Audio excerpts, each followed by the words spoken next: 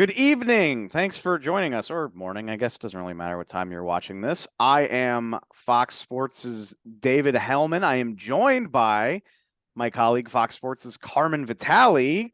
Carmen, I think the last time we did something together was in the press box at Lambeau Field. So, we got a little more personal space here, a little more comfortable than crammed into a radio booth at 1 a.m., right? Yeah, I think we were trying to find anything to put my phone on top of to do the video, and there were papers strewn everywhere. I just remember it being an absolute disaster zone after what a crazy win that was for the Green Bay Packers. So Well, speaking of disaster zones, that is what it's like trying to put a mock draft together during the beginning of NFL free agency. So it's a little bit exciting because, the pieces are finally moving across the NFL. We're finally sort of starting to figure out how this is all going to shape up. Obviously, the Chicago Bears traded out of the number one overall pick. The Chicago Bears also spent about $100 million in free agency on Monday, along with a dozen other moves. I want to touch on a little bit of that as to how it pertains to the draft, because that's what we're doing here. You and I put together another mock draft. I think it's our first one since the very beginning of the offseason, which if this is an exercise in futility, then that was really another level. So hopefully we've learned a we few know the things. picks squared away, like Yeah. the team picks squared No, away was yeah, the we last time we literally tried to do this. that's hey, we are beholden to the click machine, which is how Mm. we wind up doing a mock draft when only 20 of the 32 picks are slotted. But we got all the picks slotted, actually 31 this year, no thanks to Miami. Got all the picks slotted. Like I said, we're starting to learn about how these teams are putting themselves together. So we've got another mock out on foxsports.com. You can go take a look at it, read along with us, tell us how stupid or smart you think we are. But seeing as how you cover the NFC North, who better to check in with about the fact that the Chicago Bears are no longer picking first overall? They're picking ninth. They traded down with Carolina in exchange for a slew of picks as well as DJ Moore. And between that and then all of the additions we saw them make today between offensive line, defense, you name it, how are you feeling about the Bears? And I guess also at the same time, what do you think that means for the number one overall pick? It's interesting because growing up as a Bears fan, I don't think I've ever trusted anything they've done in my lifetime because they haven't had a ton of success in my lifetime. This is a very new feeling for me. Now, as of Friday, they had the first overall pick. We had no idea what they were going to do. We had no idea where their priorities lay. Lied? And I can tell lied. you've been covering free agency. You're just, yeah, So you're at the end, you're at the candle's end. Lied. it is. We are recording this later in the day after the busiest day of the off season for me personally, covering the not only the Chicago Bears, but being on Aaron Rodgers' watch, being on the Detroit Lions and made a couple moves, Vikings, whatever. Anyway, now we're seeing what the Bears are doing, and with every move they make, I find myself trusting them more, and it's wonderful. So you mentioned trading out of the first overall spot. They get a slew of picks. They signal, hey, we're going to stick with Justin Fields for one more year, which I think makes the most sense because you got a better quarterback class next year. You need a full evaluation of Justin. You haven't gotten that up until this point because he had absolutely nothing around him last year. Now we're starting to see the pieces fall into place, though not particularly in the order I was expecting, given that the Bears just signed two major linebackers, major defensive additions. But Matty Eberflus is a defensive guy. This just shows me that these guys are on the same page. So all of the moves they've made, I've loved, quite honestly. Again, very new feeling. And now that Carolina is up to bat first, I mean, they didn't go up there to get anything but a quarterback, and they didn't go up there to get anything but the quarterback they want. And all of the reports I've seen, I'm gonna say, so who do they want, Carmen? all of the reports that I've seen have pointed to CJ Stroud. And I said it in that college football playoff semifinal. I think he made himself a lot of money playing against Georgia. That was one of his best games. and on the biggest stage. No, they didn't win, but CJ Stroud played phenomenally. And I just think that Frank Reich is the type of guy that can develop a quarterback like that. And he's just like a Frank Reich guy. You don't move up those spots, though, unless you have a specific quarterback in mind and you want to get him. And that's what they did. So I have CJ Stroud going first overall, not Bryce Young. I honestly think you're absolutely right. And Bryce Young is the quarterback that I feel the best about just in terms of watching them play. But specifically, I've watched a lot of CJ Stroud, and for 2 seasons, I was like, I don't know if I see it. And then against Georgia specifically, I was like, I see it. Yep. I got it. Yep. I got it. And Yep.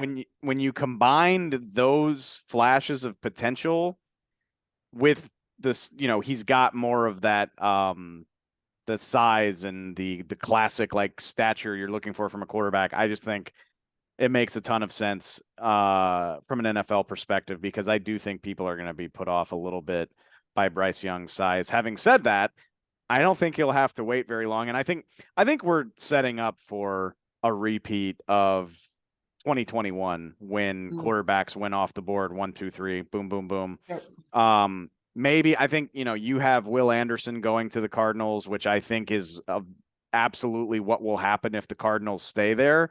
But that's the thing. I think we should qualify. We did not do trades for we this did not either. And that's what I was going to say is I think the only thing stopping the first like 4 picks from being quarterbacks are trades. Like I said, if Arizona holds on to the 3rd overall pick, I think they would probably go with a Will Anderson or a Jalen Carter.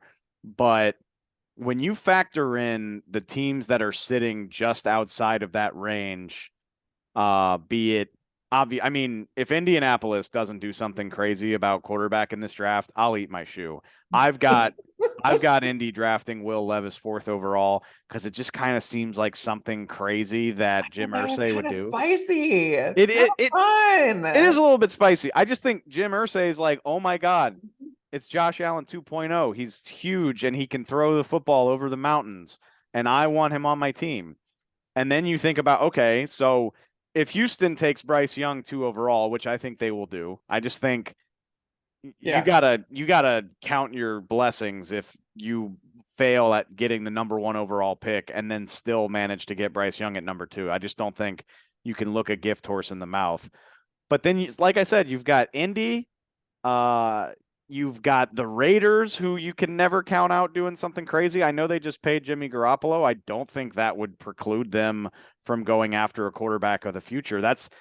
I think, honestly, picks 5 through 7, and maybe even number 8 with Atlanta, you've got a bunch of teams that don't need a quarterback right now, but maybe that's a perfect place for an Anthony Richardson in Seattle behind Geno Smith, or in Detroit behind Jared Goff.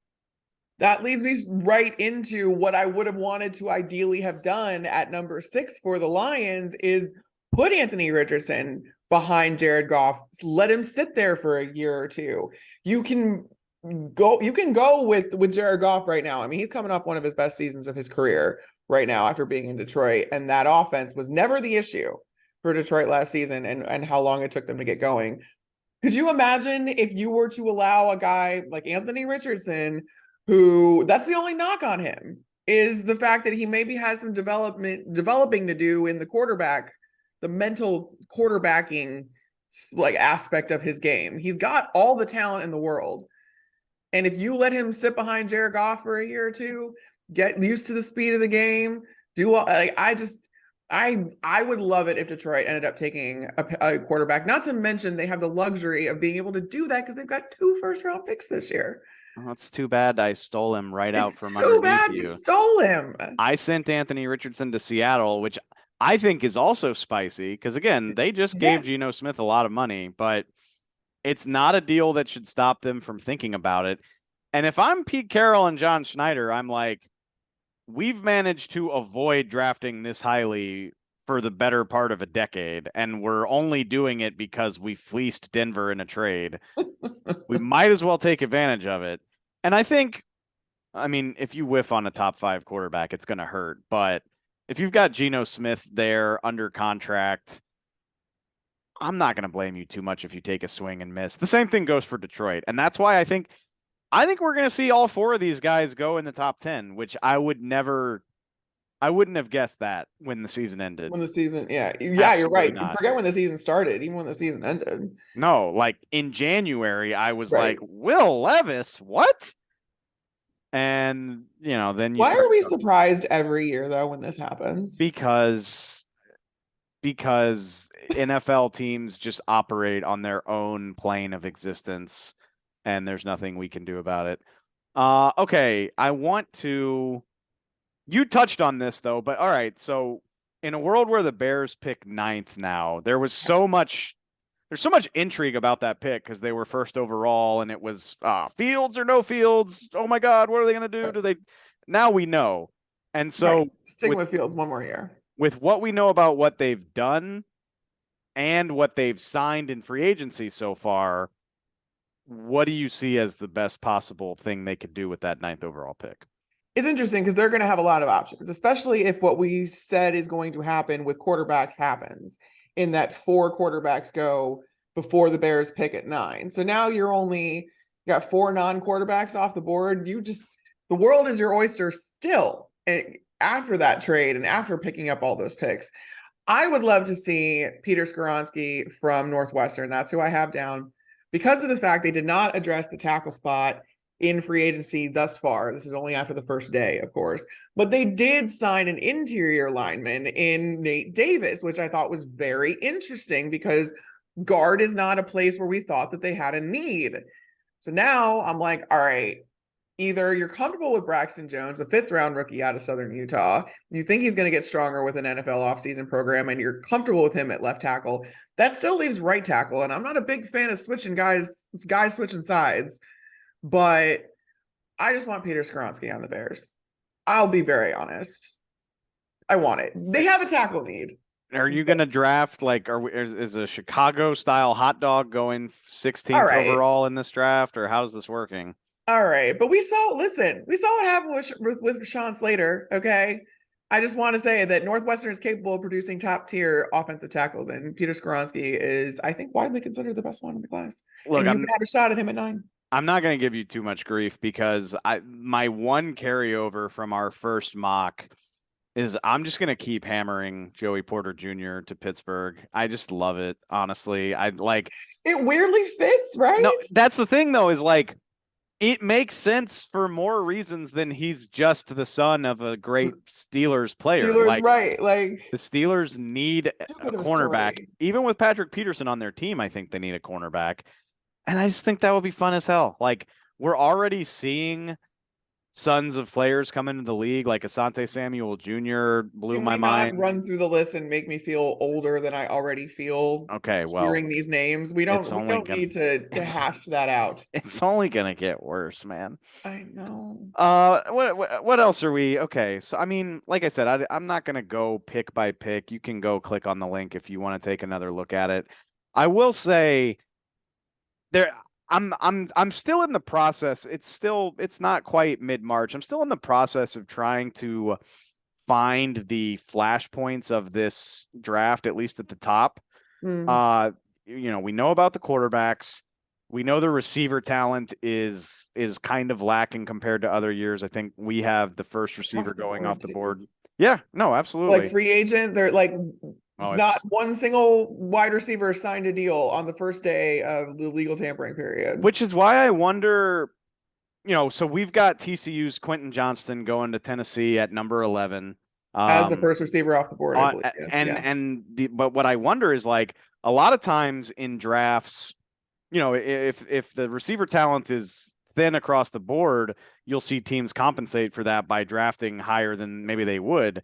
And I wonder what that means. Like, we've got Jackson Smith-Njigba, the Ohio State guy, going 18th to Detroit. Right. We've got Jordan Addison from USC going to Baltimore at 22. I wonder if that is properly slotted, or are we going to see, a run of sorts on these types of things? Like, it wouldn't shock me at all if Jackson Smith-Njigba was like a top 15, 16 pick for no other reason than that after the first 2 or 3 receivers, you start running out of options, I I think I let my Northwestern bias cloud my judgment a little bit when it came to the Chicago Bears in particular, because yes, they did just get DJ Moore in that trade out of the number one spot.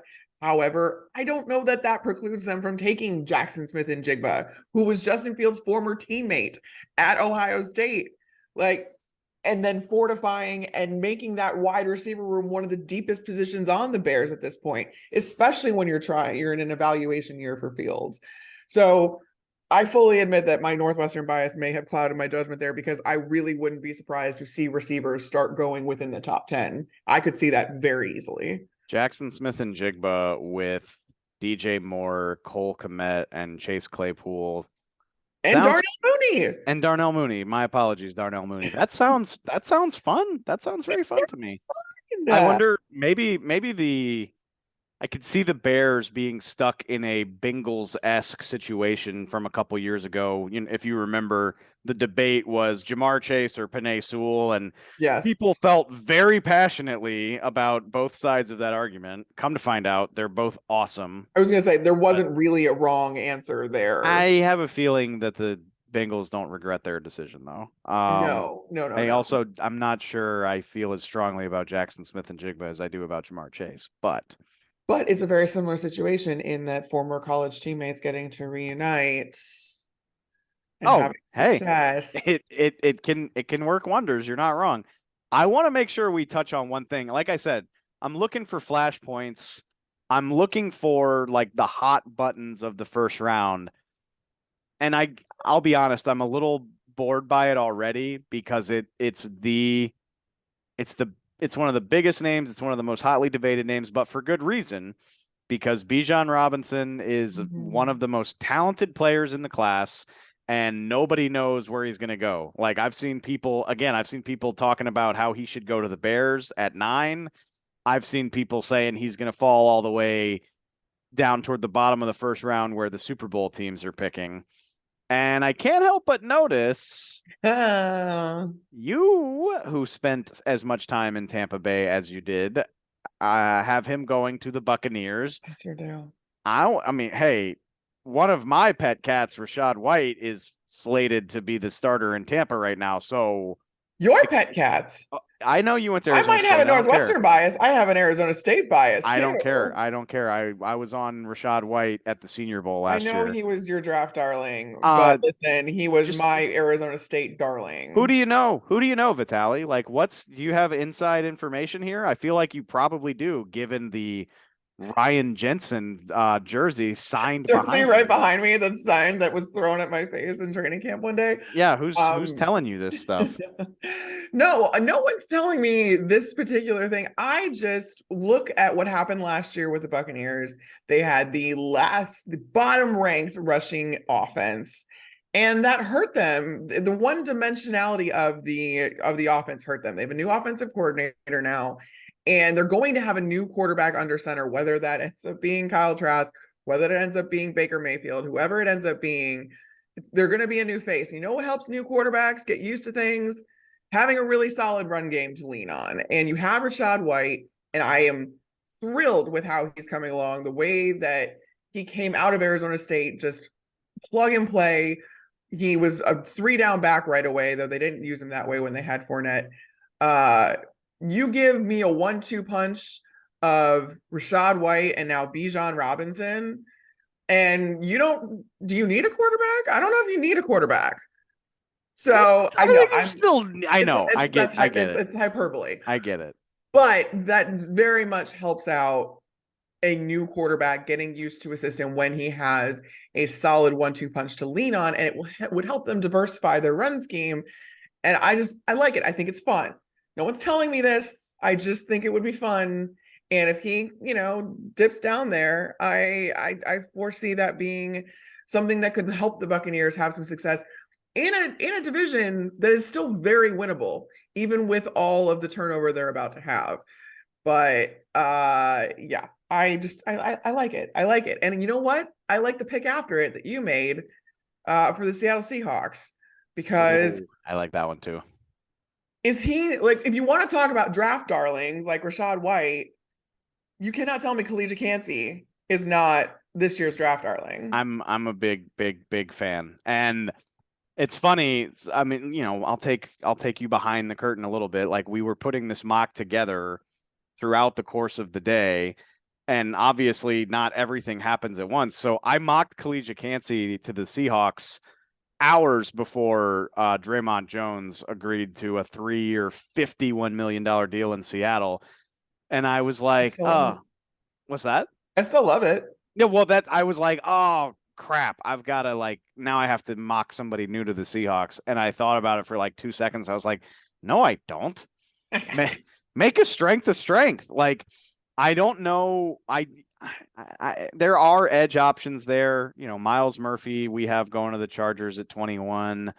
Will McDonald is another guy I like a lot, but I feel again, you're bang for your buck. Like, how many pass rushing defensive tackles come out of the top of a draft class? And I think I'm just a sucker. I was looking at this earlier today when Draymond Jones signed his deal. I was like, man, like dominant pass rushing defensive tackles are just few and far between. And if you have an opportunity to draft one, I think that you should. They just make such an impact on your defense. So he's undersized. I get it. He's like 6'1", I could think 286. of another Pittsburgh Yes, defensive I tackle know. that's an undersized that Don't compares. say the name. I'm not. Don't say I'm the not. name.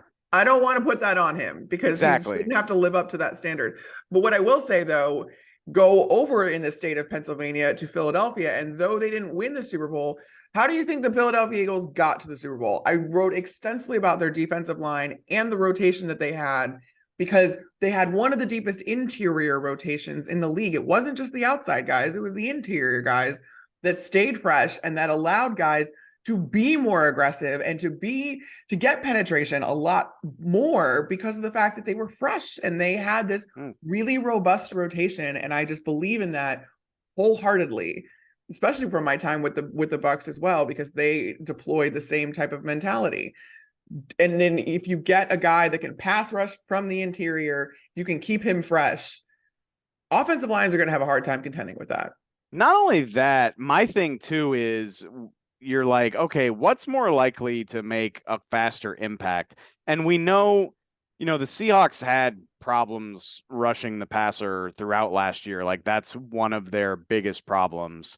And I found myself thinking, what's more likely to be successful? A rookie edge rusher drafted at the back end of the first round who doesn't have a whole lot of help, or partnering Collegiate Cansey with Draymond Jones and giving yourself two interior guys that can wreck shop and provide more favorable matchups for the guys on the outside, which consequently is why I wound up drafting Will McDonald to Philadelphia, because I love that situation for a rookie where you come in and say, hey, man, you don't have to be the guy. We've got about 4 of those guys, whether it's Brandon Graham, whether it's Hassan Reddick, whether it's Josh Sweat. Yep. You just come in, play like 28% of the snaps, get you 5 sacks as a rookie, and everything will be well. Yeah, I think that is the way to go. And I think you're going to see that. You have to see that more and more, especially with how athletic offensive linemen are these days. You have to have those dudes and you have to keep them fresh somehow. And rotations are the way to do it. And that helps the entire line as a whole. So I love that. And I think we can't get out of here without talking about them boys. Oh, do we have to? We have to. I was kind of hoping we could make a piece of content that didn't have anything to do with the Cowboys.